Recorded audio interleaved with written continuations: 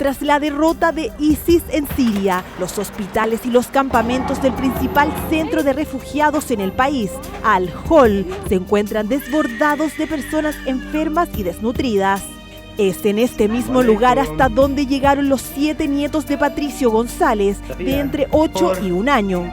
La hija de este chileno residente en Suecia, Amanda, se casó con el sueco Michael Skramo, quienes en 2014 y entonces solo con 4 hijos, se unieron al grupo terrorista en Siria.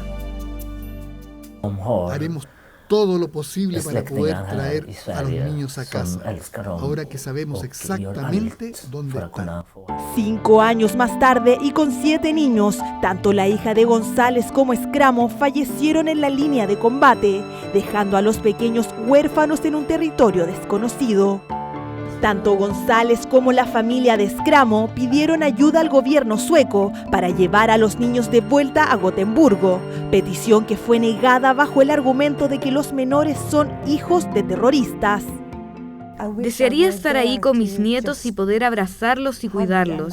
Esto es muy difícil. Tras la negativa recibida en Europa, González recurrió al gobierno de Chile. A través de un documento solicitó el respaldo necesario para conseguir una autorización que permita sacar a sus nietos de Siria y traerlos a Villa Alemana, donde reside su familia.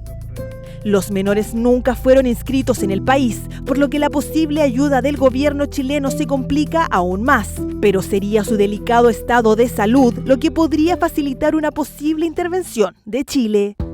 Sufren todo de desnutrición severa y una infección pulmonar que no ha sido tratada y la que en corto plazo podría traer la muerte a estos pequeños inocentes.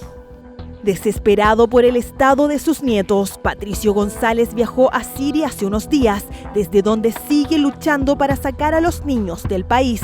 Aún no sabe cómo lo hará, pero asegura que encontrará la forma de llevar a los 7 pequeños a casa.